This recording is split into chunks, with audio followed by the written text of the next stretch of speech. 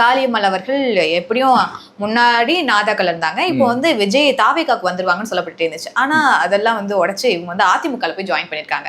NDA கூட கூட்டணி பேச்சுவார்த்தை நடக்குதா நடக்கலையா தாவேகால? இல்ல எனக்கு தெரிஞ்ச வரைக்கும் என்னோட நரேட்டிவ்ல அது விஜய் வந்து ஃபர்ஸ்டே வந்து பாத்தீங்கன்னா கொள்கை எதிரி அரசியல் எதிரிங்கிறது ரொம்ப டிஃபைன்டா வந்து மெஷர் பண்ணி அவர் சொல்லியிருக்காரு. ஸோ அதை அந்த நரேட்டிவ்னா பார்க்கும்போது அவருக்கு சேர்ந்த கூட்டமும் வந்து பார்த்தீங்கன்னா அவர் ஃபிக்ஸ் பண்ண அஜெண்டா வச்சு தான். இன்னைக்கு விஜய்க்காக வராங்கன்ற அவர் பேசின அஜெண்டாவுக்கு மட்டும்தான் நான் வந்து சொல்கிறேன். நான் சீரியஸாகவே நான் சொல்கிறேன், நிறையா வந்து இந்த அஜெண்டாவை அவர் எடுத்தார் அப்படின்னு கேட்டிங்கன்னா அவருக்கு வந்து ஒரு பெரிய பின்னடைவு இருக்கும். சிறுபான்மையர்கள் வந்து பேக் அடிப்பாங்க, மகளிர்கள் வந்து பேக் அடிப்பாங்க. முன்னொன்று பார்த்தீங்கன்னா அந்த பிகாஸ் நான் வந்து சிறுபான்மையர்களோட நிறைய பேச்சில் வந்து பார்த்தீங்கன்னா சிறுபான்மையர்களுக்கு பெரிய பாதுகாப்பே வந்து பெரும்பான்மையாக இருக்கிற ஹிந்துஸ் தான். ஓகேங்களா?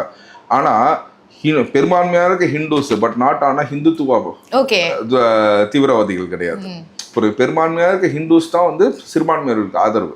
புரிஞ்சுங்களா? அந்த நோக்கத்துல இருக்கும் போது அந்த ஹிந்துத்துவா தீவிரவாதிகள் இருக்க கட்சியோட இவர் போய் சேர மாட்டாரு அப்படின்றதான் என்னோட அபிப்பிராயம்.